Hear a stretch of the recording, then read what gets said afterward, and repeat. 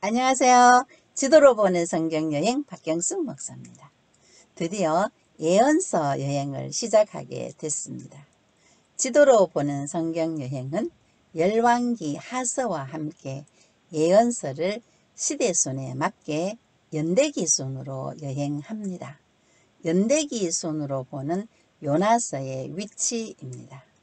역사서를 여행할 때는 율법이라는 안경이 필요했듯이 예언서를 여행할 때는 하나님의 뜻, 하나님의 소원, 하나님의 목적이라는 안경이 필요로 합니다.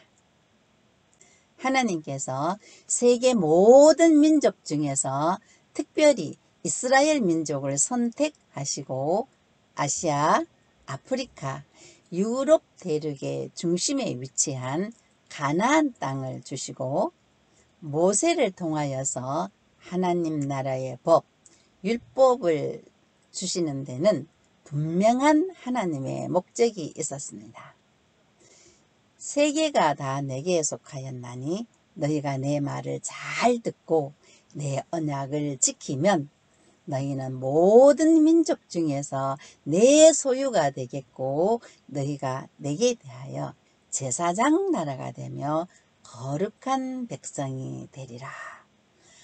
하나님께서는 선택하여 세우신 제사장 나라 이스라엘을 통하여서 온 세계 모든 민족 모든 족속들이 하나님 앞으로 돌아오게 하는 것이 하나님의 뜻이요 하나님의 소원이요 하나님의 목적입니다.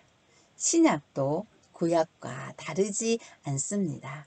사도 바울이 복음으로 낳은 아들 디모데에게 보낸 편지에 의하면 하나님은 모든 사람이 구원을 받으며 진리를 아는 데 이르기를 원하신다고 하나님의 뜻을 분명히 밝히고 있습니다. 오늘 여행의 일정은 첫째, 요나서 1장의 내용으로 요나의 불순종, 둘째, 역시 2장의 내용 요나의 기도, 셋째, 3장의 내용으로 재소명 받은 요나와 니느웨 백성들의 회개, 넷째, 4장으로 요나의 불평과 하나님의 권면, 이렇게 요나서 전체를 통하여서 말씀하시는 하나님의 뜻을 찾아보도록 하겠습니다. 먼저 요나서의 배경을 돌아볼까요? 요나는 북이스라엘 여로보암 2세 때 활동한 선지자인데 아수르의 수도 느니웨 성으로 보냄을 받았습니다. 당시 아수르 제국은 군사적으로 약해져 있던 시기였습니다. 또한 BC 765년에 발생한 전염병과 2년 후에 또다시 발생한 전염병 때문에 국가적인 어려움에 처한 상황이었습니다. 아수르의 수도 니느웨는 고대 니므롯이 세운 도시이며 아수르는 셈의 둘째 아들 아수르를 통하여 세운 나라입니다. 아수르는 여러 이방 종교의 신들과 우상을 섬기는 나라였으며 끊임없이 이스라엘을 괴롭혔던 나라였습니다. 요나를 비롯한 이스라엘 민족은 세계 만민 중에서 자기 민족들만이 하나님의 구원을 받는 선택된 민족이고 다른 민족은 하나님의 진노로 심판의 대상이라고 믿고 있었습니다. 이는 하나님의 뜻을 오해하는 것으로 잘못된 선민 사상이었습니다. 이러한 배경에서 1장의 스토리가 전개됩니다. 가드 헤벨에 사는 아미떼 아들 요나에게 너는 일어나 저 큰 성읍 니느웨로 가서 그것을 향하여 외치라는 것입니다. 왜냐하면 그 악독이 하나님 앞에 상달되어 곧 심판에 이르게 되었기 때문이었습니다. 선지자 요나는 여호와의 얼굴을 피하려고 일어나 다시스 지금 스페인으로 도망가려고 요바로 내려갔습니다. 마침 다시스로 가는 배가 기다리고 있었습니다. 요나는 뱃삭을 주고 배에 올랐고 하나님은 도망가는 요나를 위해 큰 폭풍과 큰 물고기를 준비하셨습니다. 요나를 태운 배는 다시스로 출발했습니다. 소명받은 니느웨는 동쪽이고 다시스는 정반대 방향인 서쪽입니다. 요나로 인하여 큰 폭풍이 일어나 거의 깨어진 상태가 되었고 결국 요나는 폭풍 속의 바다로 던져졌습니다. 흉흉한 바다는 잔잔해졌고 하나님께서 예비하신 큰 물고기에게 삼킨 바 되었습니다. 1장을 정리하자면 이방인 선원들은 이방신을 믿었음에도 불구하고 폭풍 사건을 통하여 하나님을 인정하고 고백했습니다. 이스라엘 백성들은 우상을 섬겼습니다. 이방인 선원들은 예언자 요나를 살리려고 노력했습니다. 이스라엘 백성들은 예언자를 죽였습니다. 이방인 선원들은 즉시 감사 제사를 드렸습니다. 이스라엘 백성들은 형식적인 제사만 거듭했습니다. 물고기 뱃속에서의 요나는 죽은 것 같은 밤낮 3일 동안 있으면서 절박한 기도를 드립니다. 요나의 기도 내용입니다. 내가 받는 고난으로 말미암아 여호와께 불러 아뢰었더니 주께서 내게 대답하셨고 내가 수올의 뱃속에서 부르짖었더니 주께서 내 음성을 들으셨나이다. 지금 요나가 받는 고난은 의인의 고난이 아니라 자기가 불순종함으로 스스로 선택한 고난이었습니다. 거짓되고 헛된 것을 숭상하는 모든 자는 자기에게 베푸신 은혜를 버렸사오나 나는 감사하는 목소리로 주께 제사를 드리며 나의 서원을 주께 갚겠나이다. 구원은 여호와께 속하였나이다. 아멘. 언젠가는 모르지만 요나가 하나님께 서원한 것을 아직 갚지 않았나 봅니다. 서원을 주께 갚겠나이다 라고 고백하자 여호와께서 그 물고기에게 말씀하시매 요나를 육지에 토하니라. 어느 날 서기관과 바리새인 중 몇 사람이 예수님을 찾아와 메시아 되시는 표적을 보여주길 요구할 때 악하고 음란한 세대가 표적을 구하나 선지자 요나의 표적밖에는 보일 표적이 없다고 하셨습니다. 이는 십자가 죽음, 장사 지냄, 부활을 일컫는 것이었습니다.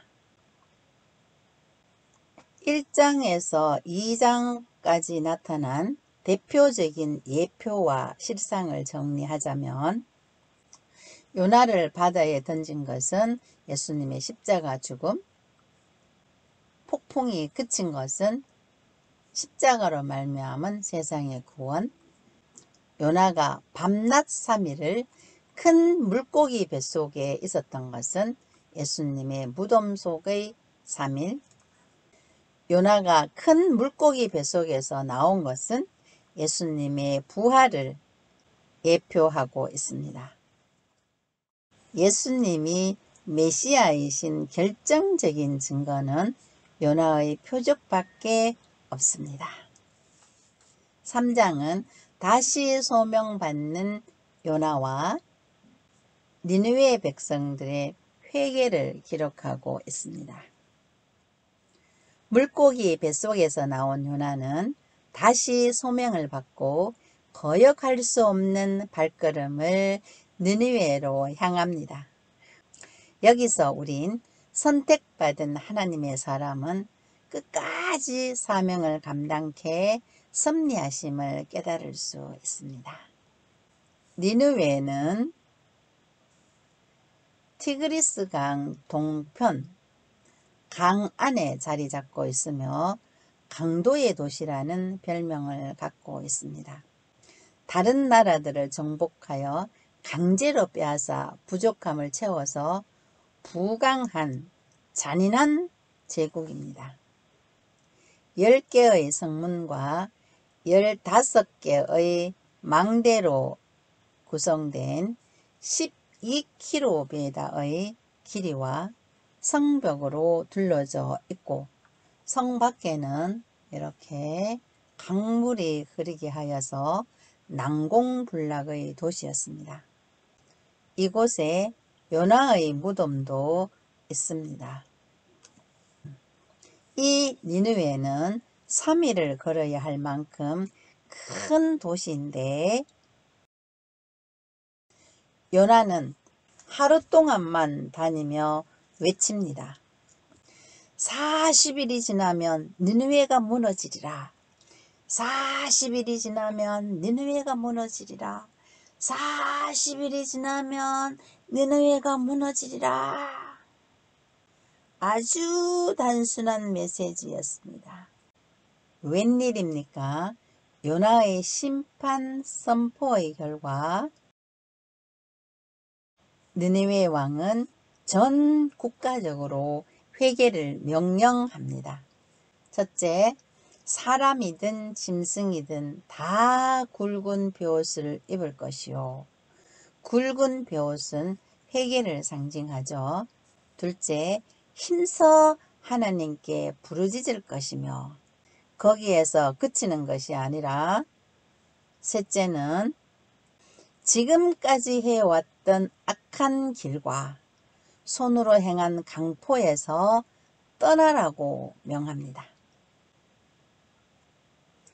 영적 대각성이 일어났습니다. 하나님이 그 악한 길에서 돌이켜 떠난 것을 보시고 하나님이 뜻을 돌이키사 재앙을 내리지 아니하시니라. 할렐루야. 회개는 악한 길에서 돌이켜 떠난 것이 참된 회개입니다. 죄를 자복하고 가던 길을 계속 가는 것은 하나님이 받으시는 회개가 아닙니다. 이쯤에서 우린 하나님의 마음을 읽을 수 있습니다. 하나님께서 직접 선택하신 이스라엘은 그 많은 선지자를 통하여서도 회개하지 않지 않았습니까?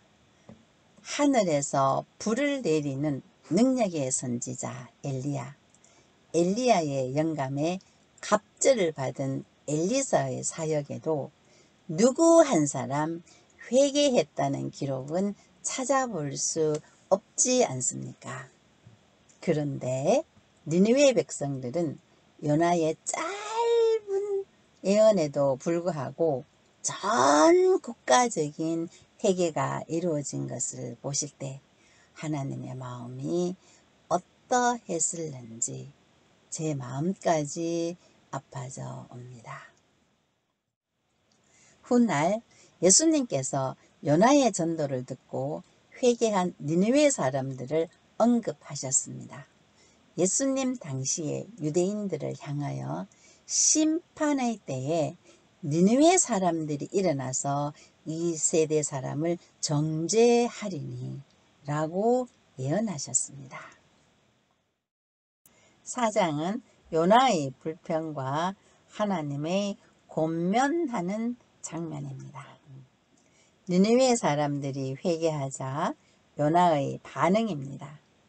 요나가 매우 싫어하고 성내며 불평하며 심지어 죽여달라면서 사는 것보다 죽는 것이 낫겠다고 기도합니다. 하나님께서 반문하십니다. 네가 성내는 것이 옳으냐? 하나님은 이방 구원 계획에 대해 끝까지 거부하는 요나를 교육하기 위해서 박넝쿨과 벌레, 뜨거운 동풍을 또 준비하십니다. 40일 만에 니느웨가 어떻게 되는지를 보려고 산 중턱에 초막을 짓고 앉아 있습니다. 하나님께서 예비해 주신 박넝쿨 그늘로 인해 크게 기뻐하자 다음 날 새벽 벌레를 예비하사 박넝쿨을 갉아먹게 하심으로 시들어 버립니다. 설상가상으로 뜨거운 동풍이 불어오자 사는 것보다 죽는 것이 내게 나으니이다 하면서 또 불평합니다. 두 번째 하나님의 질문입니다. 네가 이 박넝쿨로 말미암아 성내는 것이 어찌 옳으냐? 요나의 대답입니다. 내가 성내어 죽기까지 할지라도 옳습니다. 요나는 왜 니느웨 백성들의 구원에 대해서 죽기보다 싫어했을까요? 자기 민족을 사랑하는 마음에서 비롯되었다고 봅니다. 앗수르가 심판을 면한다면 그 영향은 곧바로 이스라엘에게 미칠 것이기 때문입니다.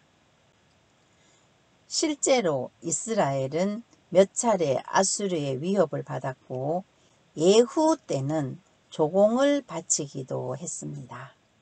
하나님의 세 번째 질문입니다.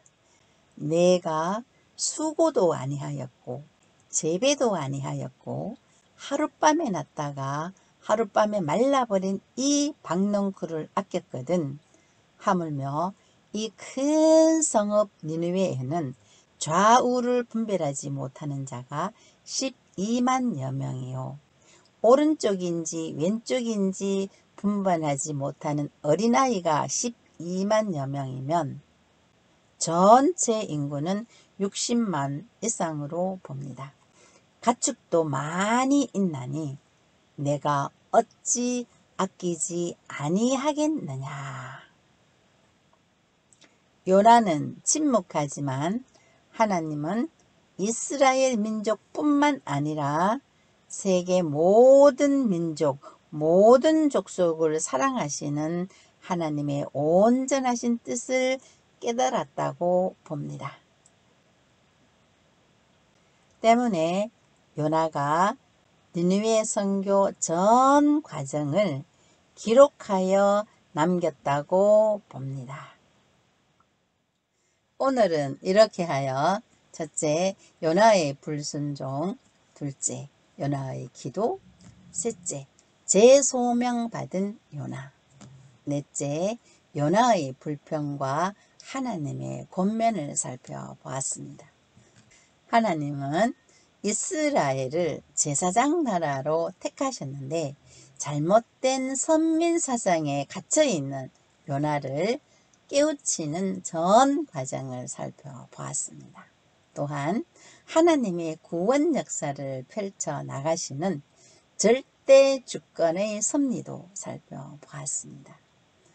함께 하신 여러분, 여러분과 저는 하나님의 거룩한 뜻을 이루어 나가는 도구로 쓰임받길 소망하며 오늘 여행은 여기에서 마무리하겠습니다.